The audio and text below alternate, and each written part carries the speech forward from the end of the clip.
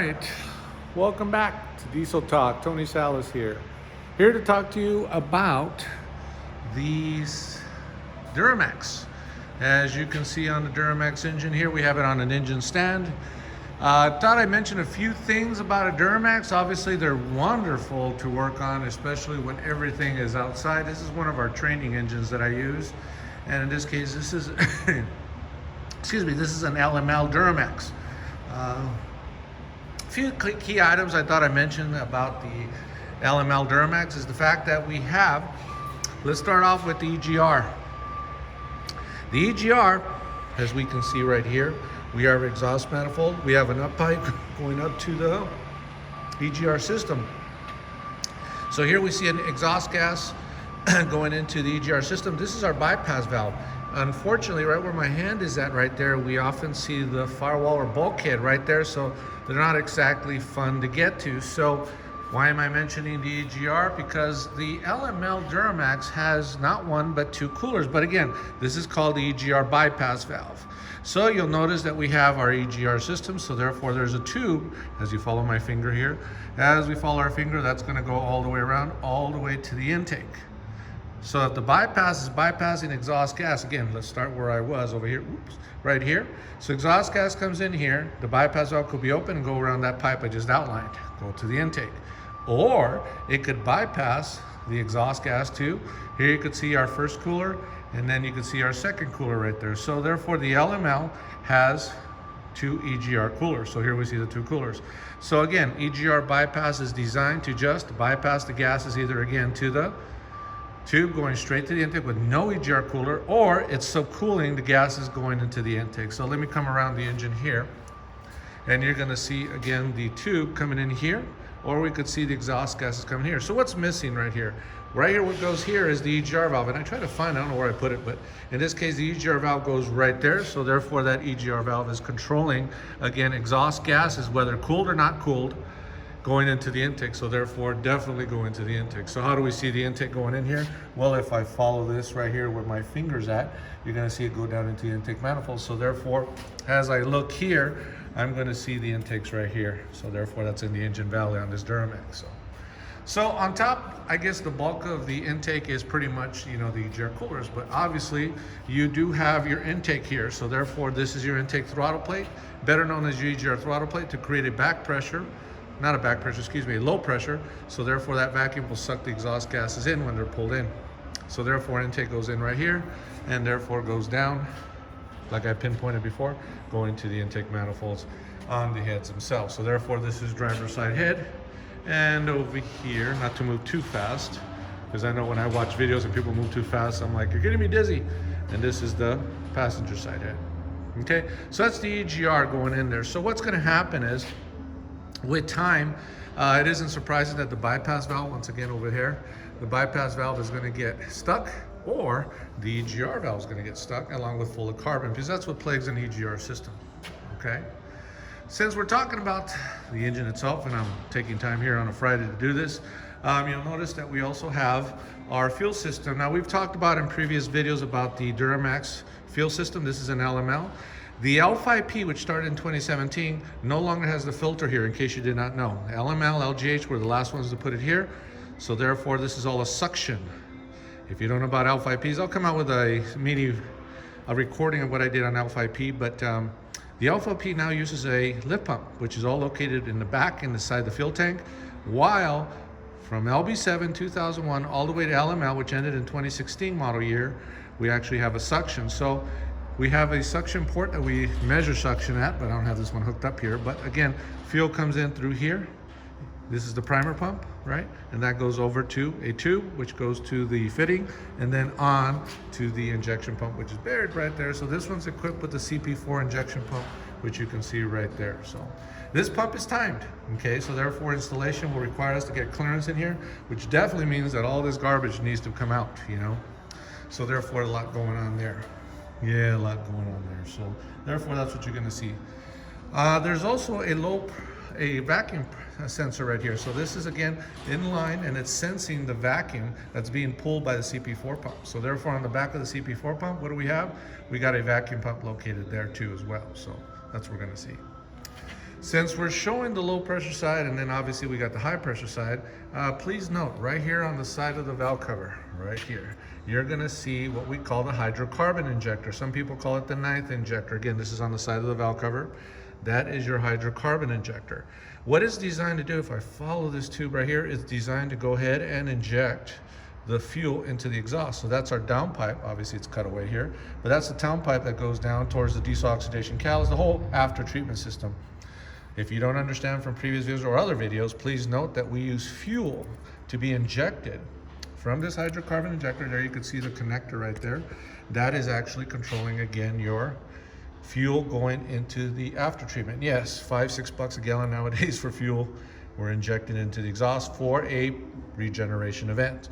So therefore the fuel is chemically reacting with the catalyst, the diesel oxidation catalyst, and what it does is that it generates a hellacious amount of heat over 980,000 degrees Fahrenheit. But this is using return fuel. Now obviously I can't get way down in there, but it's actually using return fuel from the injection pump.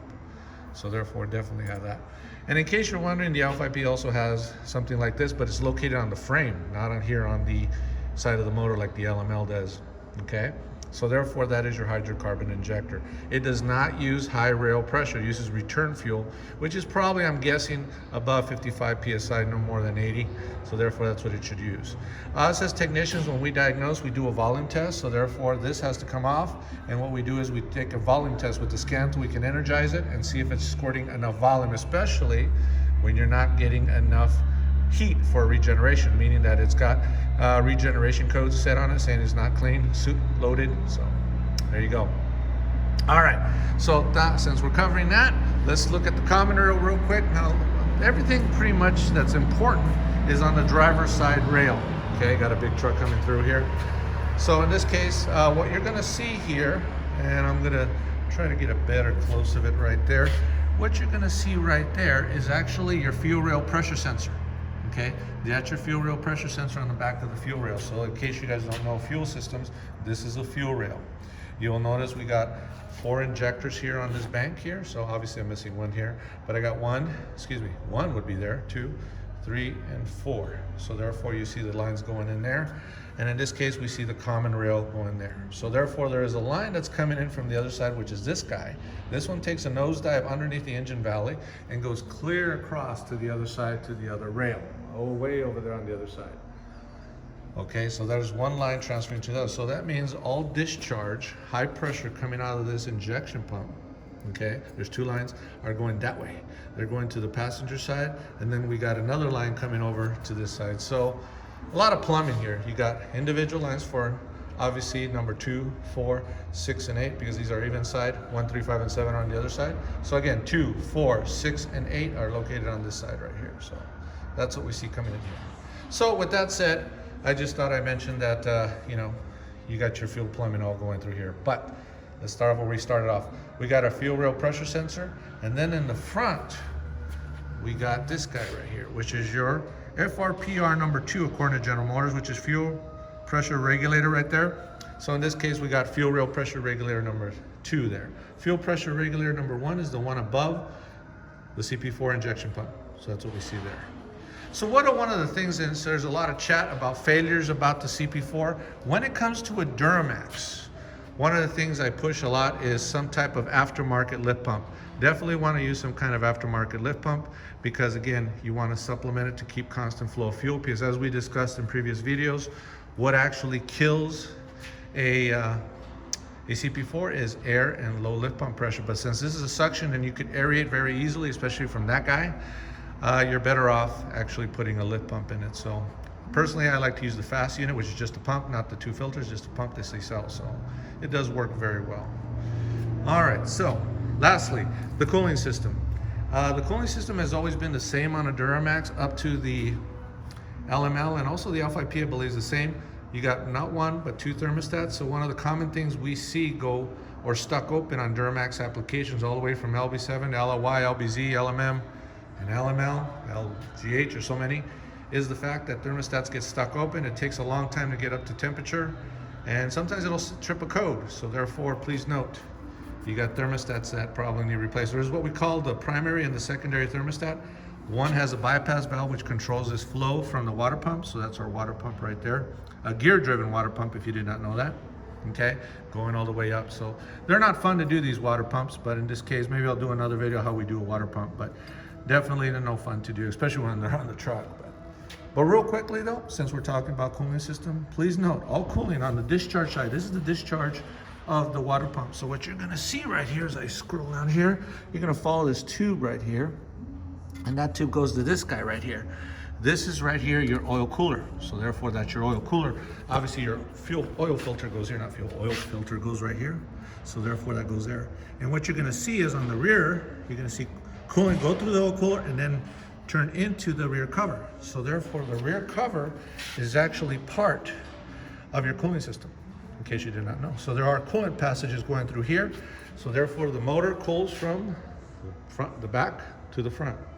Pretty interesting how that works. All Duramax applications, a 6.6 are that way, so food for thought.